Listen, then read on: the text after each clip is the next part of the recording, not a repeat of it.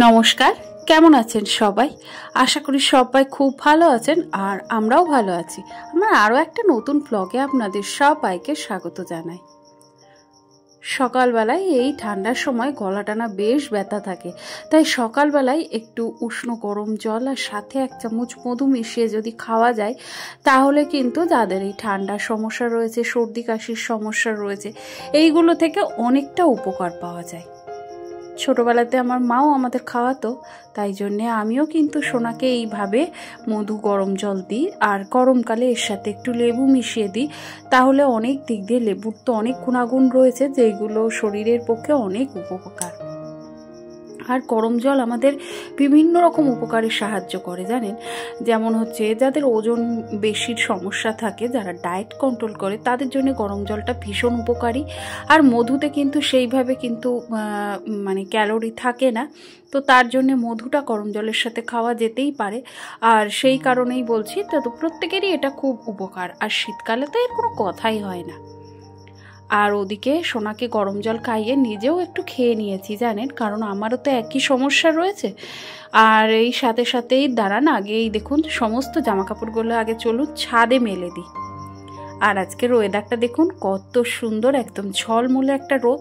তাই একটু দেরি না করে একদম নিচের জামা কাপড়গুলো সজ্জা ওপরে নিয়ে চলে এসেছি। গতকালকে প্রচুর জামা কাপড় কেচেছিলাম, তো সেই সমস্ত জামা কাপড় স্যাঁতসেঁতে হয়ে রয়েছে। যতক্ষণ না রোদ্দুরের তাতে একটু কড়মড়ে ভাব আসছে ততক্ষণ কিন্তু জামা কাপড়গুলো না নিয়ে শান্তি হয় না জানেন। চলুন, সমস্ত জামা কাপড় মেলা হয়ে এলো প্রায়, ছাদে একটু হাঁটাহাঁটি করব। এত রোদ্দুর, এখান থেকে না নিচে যেতেই ইচ্ছে করছে না, নিচটা এত পরিমাণে ঠান্ডা। সেভাবে তো ছাদে খুব একটা আসা হয় না, কারণ সারাদিনে সংসারের কাজের এতটাই চাপ থাকে যে সেগুলো করেই উঠতে পারি না। তো তারপরে আবার নিচেই যে ছাদে এসে একটু বসবো বা দাঁড়াবো সেটাও হয় না।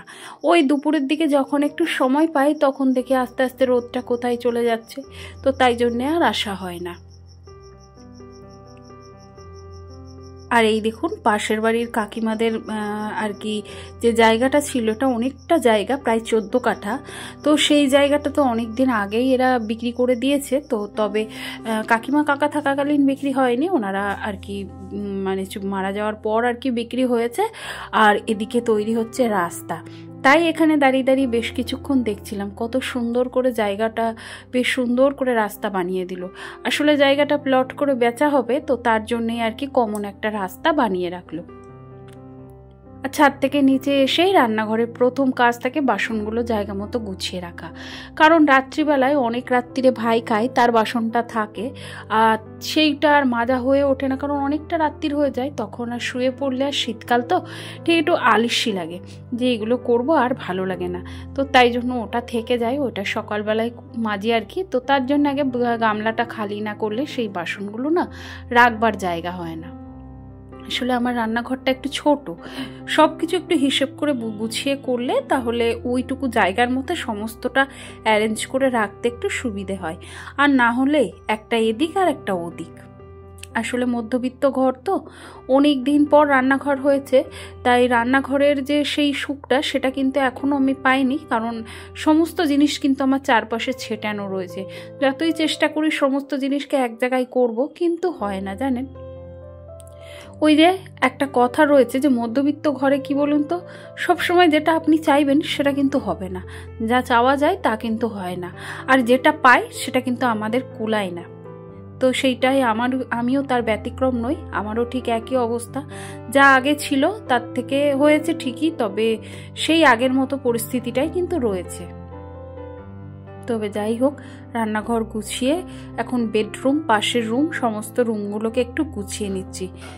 কি বলুন তো, সকাল সকাল যদি বেডরুমগুলো একটু অগোছালো থাকে তাহলে দেখবেন কাজের এনার্জিটা অনেকটাই কমে যায়। তো তাই জন্য চেষ্টা করি সকালবেলায় চোখের সামনে যে সমস্ত জিনিসগুলো থাকে, তো সেই সমস্ত জিনিসগুলোকে জায়গা মতো গুছিয়ে রাখা। ব্যাস হয়ে গেছে আমার বেডরুম গোছানো। আর ওই জন্য সোনাকে ডেকে দিলাম, ওই ঘরে আস্তে আস্তে পড়তে বসবে। তো তার আগে বললাম একেবারে খেয়ে তারপরে পড়তে বসতে, না হলে বারে বারে বিরক্ত করা ঠিক আমারও ভালো লাগে না। আসলে পড়ার একটা মনোযোগ থাকে, সেই মনোযোগটা যদি নষ্ট হয়ে যায় তাহলে দেখবেন, পড়া কেন, যে কোনো বিষয়ে যে কোনো কাজে যদি একটা মনোযোগ থাকে, সেই মনোযোগটা যদি একবার নষ্ট হয়ে যায় তাহলে দেখবেন সেটা আর সেই জায়গাটাতে আসতেই চায় না।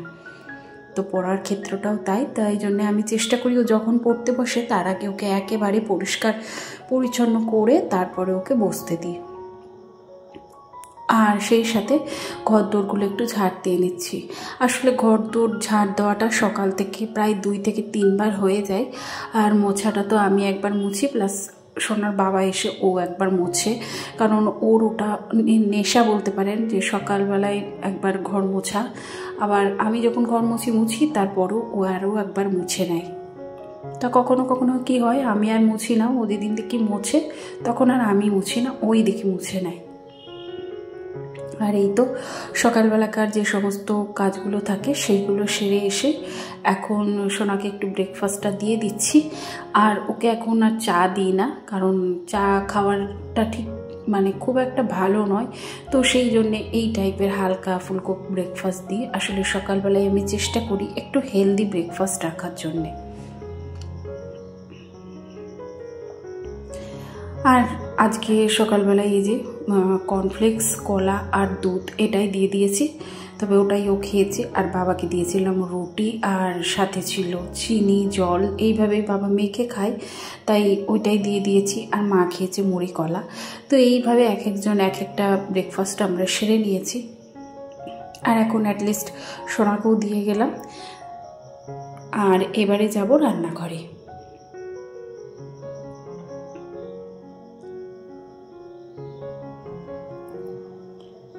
আর শীতকালের শুরুতে চুলে কিন্তু ভীষণ পরিমাণে ড্যান্ড্রাফ দেখা দিয়েছে, তো তাই জন্য একটা হেয়ার প্যাক ইউজ করি। আসলে আমি একটা ডাক্তারের কথা অনুযায়ী, মানে ফোন ঘাঁটতে ঘাঁটতে আর কি একজন ডাক্তার আর কি ওনার রেকমেন্ড করছেন যে সপ্তাহে যদি যাদের চুলের প্রবলেম থাকে, চুলের সমস্যা, তো সপ্তাহে 3 দিন তেল আর 3 দিন শ্যাম্পু আর 1 দিন যদি প্যাক ইউজ করা যায় তাহলে কিন্তু চুলের সমস্যা থেকে অনেকটা সমাধান পাওয়া যায়। তাই আমি চেষ্টা করি এই প্যাকগুলো ইউজ করার, এই ঘরোয়া প্যাকগুলো। যেমন এর মধ্যে আমি দিয়েছি দই, সাথে দিয়েছি নারকেল তেল, শালিমার যেটা সেটা, আর ডিমের সাদা অংশ। তবে এর মধ্যে লেবু দিলে ভালো হতো, কিন্তু লেবুটা আমার ঘরে ছিল না, তাই দইটাই দিলাম। আর এইটাকে এখন চুলের মধ্যে আমি এটাকে একটু মিক্সিতে ঘুরিয়ে নিয়েছি, তাহলে সব কিছু একসাথে খুব সুন্দর একটা মিক্সড হয়ে যায়।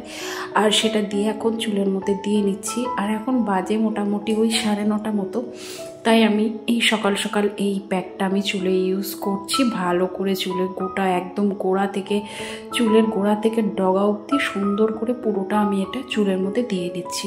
আর অবশ্যই হেয়ার প্যাকের পরিমাপটা আপনার চুল বুঝেই করতে হবে। আর এই হেয়ার প্যাকটা ভীষণ ভালো, আপনারা দিয়ে দেখতে পারেন হেয়ার ফল থেকে, তারপরে হেয়ারের ড্যান্ড্রাফ থাকলে বা হেয়ার গ্রোথে যদি কম হয় সেক্ষেত্রেও এটা কাজে লাগে। আর তাছাড়াও যাদের হেয়ার ড্যামেজ হয়ে যাচ্ছে তাদের হেয়ার রিপেয়ার করতেও সাহায্য করে। তো যাই হোক, আমি এই প্যাকটা মাথায় দিয়ে এখন রান্নাটা বসিয়ে দিয়েছি। তো আজকে রান্না হবে এই যে উচ্ছে ভাজা, সাথে গতকালকের ডাল ছিল সেটা শুকানো হয়েছে, আর রয়েছে ভাত। আর ওদিকে হবে হচ্ছে মাছের ঝোল। তবে বাটা মাছটা আমি রেডি করে রেখেছি, তবে এখনও বসানো হয়নি। এই হলো বাটা মাছ, এটা আসলে গতকালকেই এনে রাখা হয়েছিল, তবে কালকে আর এই মাছটা করা হয়নি, তাই সেই মাছটাই আজকে করে নিচ্ছি। আর এই বাটা মাছ শীতকালে বেগুন, আলু, বড়ি দিয়ে পাতলা করে ঝোল করলে দেখবেন ভীষণ ভালো লাগে। তবে আমার বাড়িতে আমার শ্বশুরমশাই, তারপরে সোনার বাবা, এরা কিন্তু সর্ষে দিয়ে মাছ খেতে ভীষণ পছন্দ করে। আর আমি সেটা বেশিরভাগটাই অ্যাভয়েড করি। কেন জানেন? কারণ বাড়িতে আমার শ্বশুর শাশুড়ি মা, তারা বয়স্ক মানুষ। শাশুড়ি মা তো সর্ষের জিনিস খেয়ে আর কি সহ্য করতে পারেন না, আর শ্বশুরমশাইয়েরও বয়স্ক মানুষ আর কি। তো তিনি আপাতত যখন দেবো, উনি তো লোভের বশতে খেয়ে ফেলবেন, তারপরে কিন্তু সেটা শরীরে গিয়ে কিন্তু মানে অসুবিধায় ফেলতে পারে। তো সেই সমস্ত কথা মাথায় চিন্তা করে আর কি এই জিনিসটা আমি করি না। আর ওদিকে সোনার বাবারও কিন্তু গ্যাসের সমস্যা রয়েছে, তাই অতিরিক্ত মশলাপাতি, তেল, ঝাল এগুলো আমাদের মনে হয় আজকালকার দিনে দাঁড়িয়ে না খাওয়াটাই ভালো। তো যাই হোক, ওদিকে মাছটা ভাজা বসিয়ে এদিকে সোনার টেবিলটা গোছাতে এসেছি।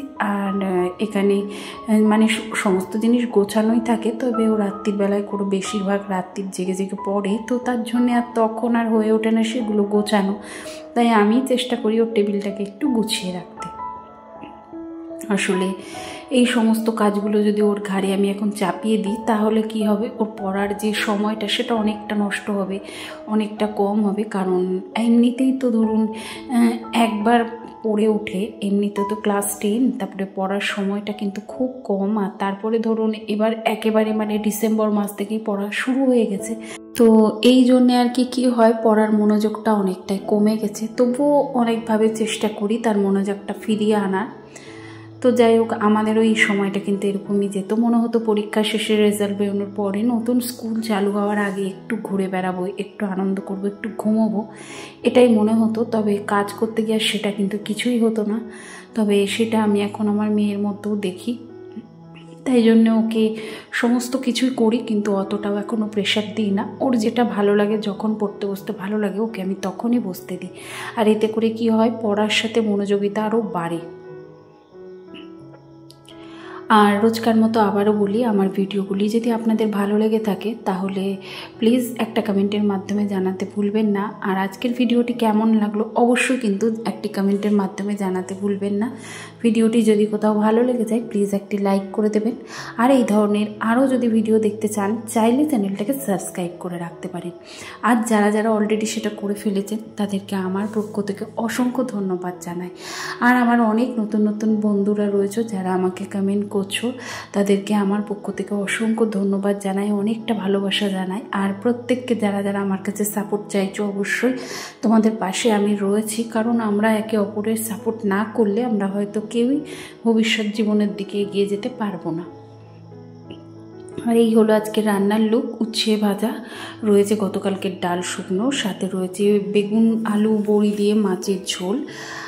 তো এই হলো রান্না। তো ওইদিকে রান্না বান্না করে রেখেছি, আর ওদিকে সোনার জন্য দুটো ডিমও সিদ্ধ বসিয়ে এসেছি। আর সেটা করার পরে এদিকে চলে এসেছি ঘরদোরগুলো একটু মুছতে। আজকে সকাল থেকে আর সময় হয়ে ওঠেনি যে ঘরগুলো মুছবো।